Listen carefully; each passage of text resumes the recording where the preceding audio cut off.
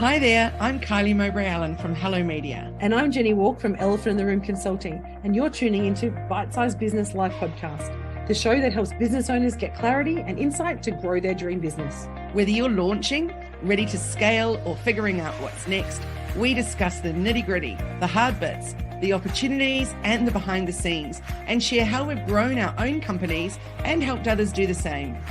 We're glad you're here. And you're tuning in to Bite-Sized Business Life Podcast, the show that helps small business owners get clarity and insight to grow their dream business. How are you today, Kylie? It's Monday, so it's Bite-Sized Day. And it's dark outside, Jenni. I quite enjoy doing this at the end of the day. And finishing off the day with a whammo of a great chat. I'm really excited about today's conversation because it's something that I know clients have spoken to you a lot about, and I've spoken to a lot of clients about as well, in relation to how to start a business and how to manage a business on a shoestring. We know, and so it's one of my favorite topics. So I'm really excited about today. Me too. So the shoestring is a really important one. I can't think of anyone that I know personally that has said, right, I've got 100 grand put aside, ready to start my dream business. Most people say, how much is it going to cost me to get this up and running? I've got a few thousand put aside, or 10,000 or whatever. Often that will make me cringe because we only know from experience, right? That there's more that you need to put into it in the beginning than what most people prepare for. 100%. But I also think that it's a reason people don't start a business, but whatever your business looks like, whether it's a side hustle, whether it's a hobby business on every weekend, or whether it's actually starting a full-blown business. People often use it's the same conversation we have about coaching. I can't get coaching for you unless I get a grant because I don't have the money. I can't start my company or my business because I don't have enough money. I think that's one of the fallacies I want to talk about here today, because you can start a business on nothing. You can start a business on very little, should we say. So when we're talking about a shoestring budget, I remember helping a client when I very first started. In fact, I did. It was $83 back in the day for a 3-year registration of my business name.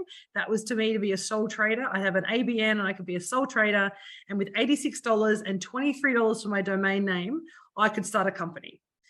Facebook, Insta, LinkedIn, they're all free. So the only things to legally start a company that you need is an ABN. In fact, you don't even need that if it's a hobby business. It's just if you actually want to turn it into something more practical and build an actual business. So the reality is you don't need a lot of money to start a business. What you need is the desire and will. And I like to call that sweat equity. You need to put in the effort and time.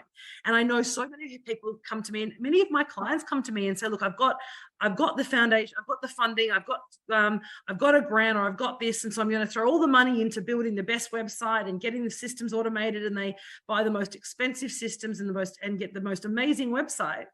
But that doesn't actually help them make money. It doesn't help the business be successful because they haven't actually put the time and effort in that's needed to understand who your client is, where your client is in the market in terms of online, offline, what that looks like, what even product that you're selling, and getting that understanding. That's free. It doesn't cost money to do research about who your client is, what their needs are, and how you can actually reach them. And that's what people forget.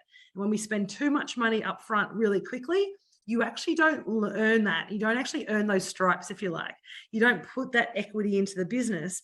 And then we start to see that later on in the business, they struggle because they haven't spent that time up front. If singing were my thing, I would sing very loudly right now, hallelujah to you, because 100% everything that you've just said is so right.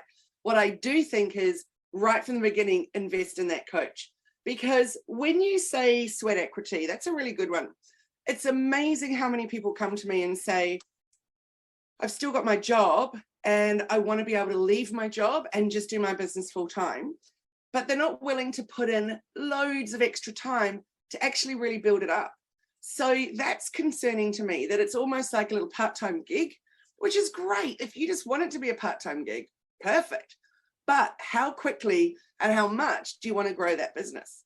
So it's such a big, that safety net is so important. I've had so many clients that we've started, had the right motivation, a really amazing product, but what they wanted was their business to replace their income straight away. And the reality is most businesses that you start won't replace the revenue that you're getting or the income that you're getting for at least 18 months. There are some unicorn businesses that you can start today and you might make as much money as you do in your full-time gig, but they are unicorns. They come out very rarely and they are, something to behold. But that's rare these days.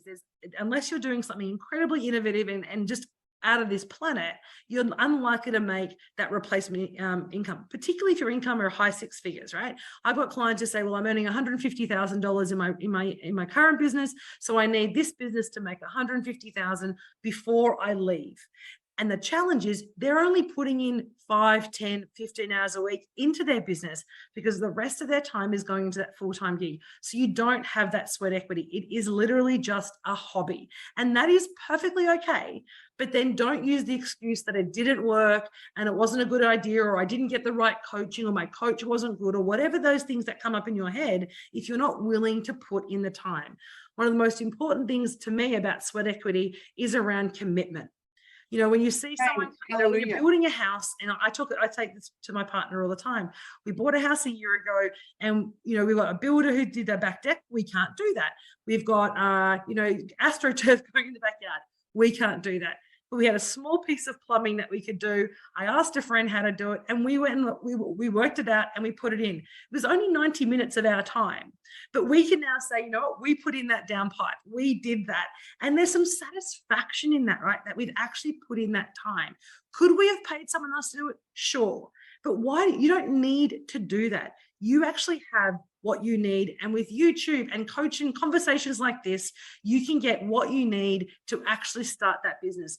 The work that you've got, go to your website, go to hellomedia.team and download and read the blogs that tell you how to leverage Instagram, leverage your social media. Come to our page and look at the tips and hints that we show you on how to start a business and developing the business or finding your offer, your vision. There's so much free content available. All you need is will and time and a determination to make it successful. But then you've got to back yourself, right? Totally. I love that you've mentioned that determination, though. So one thing I can't bear is when people come to me and they say, I've put all this money into it. It was all I had. And this is what I've got. And I'm like, that's why you need to see that coach. Even just investing in 1 hour with a coach. That's all you need to do at the very beginning and say, what are the top 5 things I need to do? So many times I've advised people, go and grab that Instagram, that Facebook, that LinkedIn, all those spots and park them. You don't have to do anything with them. They're like, no, I'm not ready for that. But it's like, do it. Grab that domain name. I mean, particularly all those socials are free.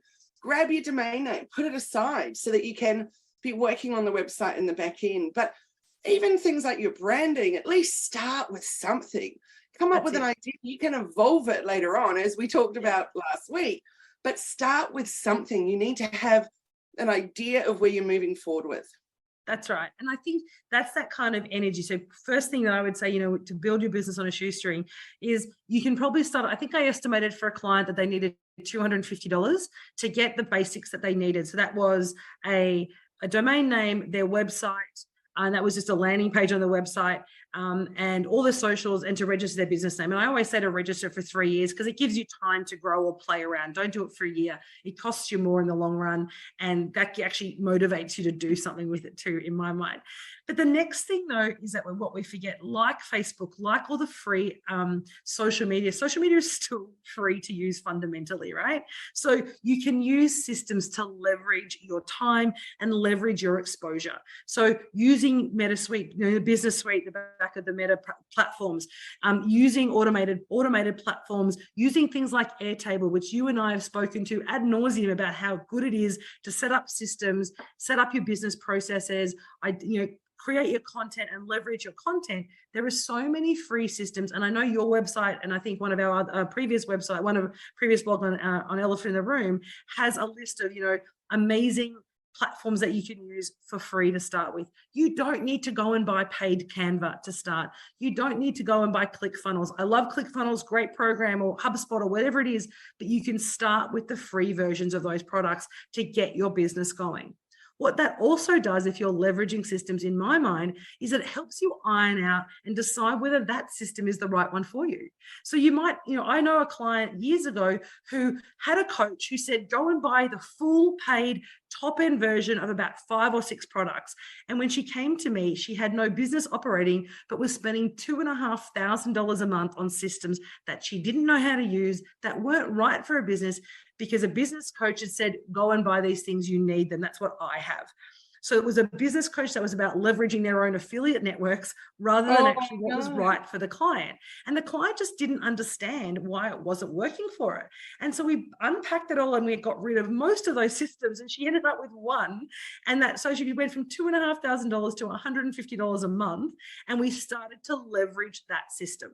So you can find one of those systems. I know you use Keep. There's a lot of different systems that you can use that have multiple purposes. So leverage systems, paid or otherwise, to maximize your time, your processes, and your systems, but particularly with social media, that exposure, because that's what's going to grow your business long term. We know that. Know, like, and trust online, connect with your audience, and you can leverage that so easily, particularly with the Meta Business Suite. Totally. And Jenni, you mentioned that I'm with Keep, but I would just like to say to anyone out there, that doesn't mean that I am recommending it. No. So, we're with it, but it's certainly not my favorite platform. But that's the thing, right? But you never know that. If you jump in straight up and say, look, I have to spend all this money to get the best of everything to start with, that's not what being in business is about. And I think sometimes when you start with money and you start with funding, you kind of jump to that kind of top end without working it out. It's kind of like going to your open license and getting a V8 supercar before you even know how to ride a bicycle. Like, you need to work out whether you've got balance, whether it's going to work for you, whether you can go fast enough, can you even stay on the road? And all the things you need to get to first before you actually look at that top end thing. But I think start with MailChimp. Exactly. MailChimp is my favorite. I tell all my clients to start with MailChimp because it's easy. And I've even got a client who was so worried about spending money. We built their simple landing page on MailChimp for free. And I think then they changed that system. So it's $24, I think now, or something like that. Don't quote me on that. But it's a low cost option on something like MailChimp, where you can collect emails, you can build landing pages, you can build call to actions, you can even sell products through MailChimp. So I would do a landing page on Canva, actually. So there's one thing that I disagree with you on, that said you could start with free Canva. I'm like, if there's one thing that you are going to actually pay for from the very first day, it is Canva. Set up your brand kit. Actually, all the things that I believe you need on Canva are all in that paid one. But literally, you can do your what do you call it, like a link tree or whatever on there. You can do your landing page on there. There's so many things. So I think that's we might have to do another session on Canva, because I didn't realize we could do landing pages on Canva. So that has just blown my mind. But see, that's the thing, right? This is where you have to have conversations, and this is the value of a coach. It might cost you $300, it might cost you $500, it might cost you $1,000 to spend some time with a coach to start, but that money is going to come back tenfold if you follow the advice and follow that process and actually start working in the business. And this is where, for me, the third reason why you can start a business on a shoestring is you just have to keep it simple. Don't start trying to take over the world in your first go. Start with one product or one offer or one audience on one platform even. Just start to focus and just go, okay, I know my people are in Facebook groups, so I'm going to target everything and focus my entire time and effort into these Facebook groups. I'm going to keep it simple. My offer is going to be simple. I'm going to have a clear message, and I'm going to get to know my audience. You can do that for free, people. You don't need to spend money to do that, and that can start a business.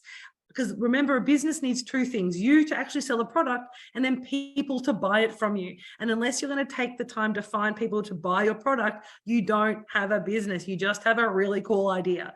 And you can't, and that's not going to happen on its own. You need to set up those systems and processes. So I think that's the challenge. Is so many people say, how do I do this? I don't have money, or I don't do this. And the reality is, it's to say, what are you actually trying to achieve with your business? And what are the things you can start doing today that aren't going to cost you money? It's just going to cost you a bit of time.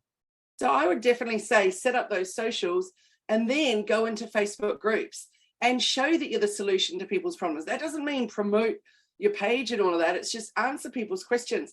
But I just quickly looked up on Instagram for the account that I wanted to tell you all about. And that is many, many years ago at Social Media Marketing World, maybe 5 years ago, I saw this incredible guy called Tyler McCall, and Instagram expert, blah, blah, blah, amazing dude. But he then stopped what he was doing. Maybe that happened, I don't know, through the pandemic. I'm not really sure. But anyway, he started up a new business with his partner that's a stationery shop, like bricks and mortar only, not even online. And it's called Paper and Pencil Chicago. Now, what's so cool about it is that leading up to it, I was so excited for him, and his page was just growing and growing and growing because he was sharing behind the scenes of launching this business. So if there's one that you want to go and look at, and so he literally had multiple ideas of what to post about before he even opened the doors. So go and take a little look at that account and go back to the very beginning. It's only been a few months that he's been open for, but it's been a really fascinating adventure. And he's done multiple stories daily all the way through it. So I think getting it out there, giving people exciting snippets of what's coming, you know, you're building that anticipation. So when you do open your doors, they're already ready to buy. Yeah. And this idea about keeping it simple and focused, I go back to the Model T Ford. I go back to the original Ford. He made a beautiful car. He made a car that worked, and he only sold it in black. He's like, when they started doing, he knew the most efficient way to run the business was to sell the car in the same color with no options. This is the vehicle that's coming off the production line. It was a new product to market. They weren't really sure if people were going to buy it, if it was going to work or not. And so what he did is like, I'm going to give you a car and you can have it in any color as long as it's black. Now, these days people are like, oh, you can't do that. You need choice, but you don't. You start the product and get that engagement, get people talking about your product. And even saying that, hey, we're going to have this product. You can only get it in hot pink, and it's the only time you're going to get it in hot pink. Create a buzz around that. So don't think you have to offer whatever you're doing in multiple colors and multiple versions, and even provide all the options. Yes, that's what happens down the track. But when you start your business, you keep it simple, you keep it focused on what your target market wants. As you said, find out what they need, find out what they want, get that niche, get people talking about you, and then you build your business from there. And then you use the systems that you've created to leverage that. Then you start to expand, you put a bit more time, and then your money will start flowing, and then you reinvest. But it always comes down to making sure there's focused time and not thinking money's going to solve your business dilemma, because it doesn't always solve the problem.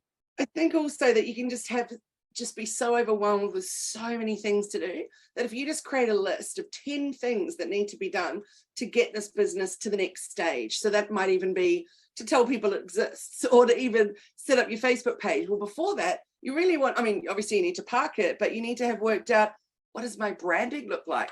What's my language going to be? What's my brand voice? What is it that I want to start telling people about? Yep. And what time frame do I want to do that in? So there's so many elements to it, and you're 100% right. Focus, simplicity, and strategy. And I've just done that with Indigimesh. We started another company in January. We're doing it as a runway. We want to be able to provide a really quality product for the Brisbane Olympics in 2032, and hope that we can get some contracts. Obviously, we have to go through the procurement process, but we're setting our business up for success. We started that 6 or 7 months ago. We only promoted it on one platform, and we've got about 5 or 6 small clients coming through. And now that we know there's people interested in the product, we're starting to talk about it. We're starting to socialize the product, and now we're going to start a focused sales and marketing campaign off the back of it. That's cost us only the cost of the domain and the website. It's cost us, and the business registration, nothing else. So $250 has given us 5 clients in business in 6 months. So we've made our money back on the business already. And now we're ready to know that we can start promoting it. So even experienced people like me don't go and say, I'm going to throw money at the wall and hope it sticks. We also take time, because we know that's what a successful business comes from. Slow, considered effort, and then you get that momentum. Absolutely. I said 2 weeks ago, we're ready to launch our new program, but actually it's still not launched yet because I'm still fine-tuning it behind the scenes. I'd rather delay it and actually get it right than go out there and go, oh, in a week's time, I've got to tweak it already. And then that just is when your message gets confusing. So it's also really about clarity. Yeah, 100%. I mean, that's what we do when we do Empire Builders. It's always about, you come along, you spend 3 days. Yes, there's an investment to come to the workshop and be there for 3 days, but we go through what the vision for your business is. We give you clarity, we give you process, we give you structure. And with you joining us in a couple of weeks, we give you that brand conversation and the way that you can show up and promote your business and using all those tools and create a really strong presence in the market. So you do that. It's 3 days of your time, but the impact on your business is massive. And we know that because we've seen it and it's a proven process. But we took us some time to get that right. It took us some time and some testing to work out what works for my business and also what works for your branding conversation. So bringing those together, we know, but what does it do? A little bit of sweat equity, using systems to leverage and keeping it simple and focused. We know it, we do that because it works. Totally. And one thing I just want to pick up on before we sign off, you said at the beginning that people say to you, how much time before I'm going to leave my other job, etc. And you said, around 1.5 years. I generally tell people 3 years, because I say for the first 3 years, everything that you're bringing in, you really need to be putting back into the business. You don't want to be taking it aside and going on a holiday, because you've got to keep reinvesting and keep upskilling yourself. And it may not be 3 years, like you said, there can always be unicorns out there, right? But to not think to yourself, ooh, in 6 months' time, my business is just going to support me and my family, and we're going to go to Rio. So many people think that too, and I totally understand. There's great TV shows and amazing programs you can join that tell you that you're going to have $30,000 a month in 10 weeks if you follow their systems. But that's if you're a unicorn. And that's if you're putting in a crap load of time. What they don't tell you, people, when you're buying those amazing programs, and I've done them before, you do those programs, we can tenfold your business, 10x your business, but 10 times 0 is still 0, people. Remember that. If you're starting at 0, 10x of 0 is 0. It's not, it doesn't give you $10,000. It gives you have to actually put some time in. So be really conscious of how you spend your time, where you spend your money, and make sure it's focused on what you're trying to achieve. And don't fall into this need for quick wins. Quick wins don't give you sustainability. I love it. Great, Jenni. So good. So powerful. I love the idea that we can do some more chats about new businesses just starting out, and where would you be investing your time and what you should be working on. And definitely. And I think that's what we might be talking about in the next couple of weeks. We've got Empire Builders coming up. And I think between the conversation around where you should invest your time might be the topic for next week, about if you've only got an hour a week on your side hustle or 5 hours a week, what are the 5 things that we should be doing each week to get our business thriving? I look forward to talking about that with you next week. Awesome. Thanks everyone for tuning in. Go, Jenni. Great to see you all. So Jenni, how can everyone get in touch with you? They can get in touch with me through Elephant in the Room AU on Insta and Facebook and LinkedIn, or you can go to our website, elephantintheroomau.com, and connect with us there. But reach out, have a chat, and we'd love to work with you to build your business. Cool. Great. And where do we find you? Come find us at hellomedia.team, and that's for everything, website, everything except for Facebook, which is hellomedia.dreamteam, but bypass that anyway and just jump in and join our Facebook group. Sounds good. I look forward to seeing you next week. And you too. Thanks everyone for tuning into this episode of Bite Size Business Live Podcast. Be sure to subscribe and follow so you don't miss any future episodes. Thank you, and we'll see you next Monday. Bye for now. Cool. Bye.